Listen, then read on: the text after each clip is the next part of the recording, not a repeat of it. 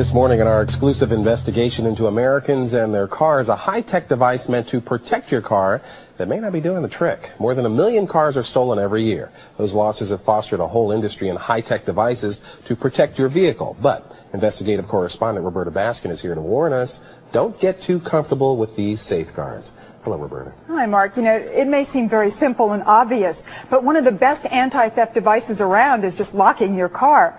Now, one of the new ways to do that is with one of these electronic keys or keyless remotes. At the press of a button, you can get in and out of your car quickly and safely. But guess what? You may not be as safe and secure as you think. We headed to a busy shopping mall in Southern California to test out what some car thieves already know. You know that chirping sound. At the press of a button, a keyless remote sends out a radio signal. When the car's receiver hears the message, the doors lock, and sometimes a security alarm is set. But take almost any gadget like this, and there's another one to get around it, like the code grabber. I'm able to disarm their alarm and unlock their doors. You're talking like that? Yep.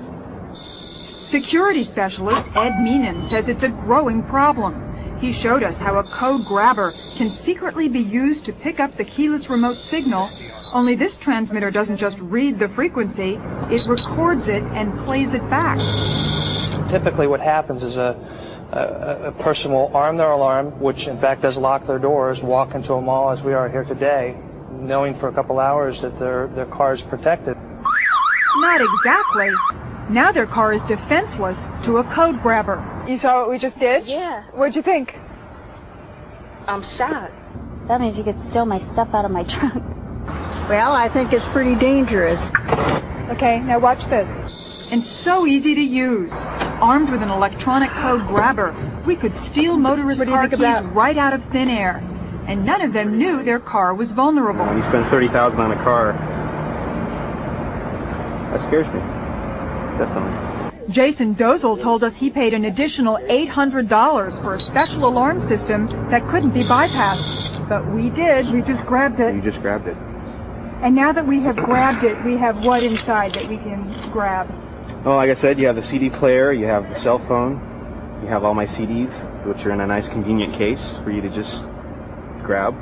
And ultimately your car. And my car. It's like being handed the keys to someone else's car. Over. Yeah, you did. Just unlocked your car. And over. Is there anything that's safe anymore is my next question. And over again. I don't feel very secure anymore. I think I should get some kind of other protection now. And look at what we found right over the internet. This code grabber for a bargain price, about $100. No questions asked. Is there any real honest purpose for using this device? This particular device, there's no honest purpose other than to simply grab a code out of thin air and steal a vehicle or break into a car. What's going on? He just unlocked your car. We are in your car. No, I locked it again. Oh no, it's unlocked. Voila. In this case, we hit the jackpot. $20,000 worth of designer sunglasses in the trunk. Yeah. So that's why I have my alarm, and that's why I use this always. How secure do you feel now? Not very, definitely not. Yeah. But there is an old-fashioned solution, and that's the low-tech one. A plain old-fashioned car key.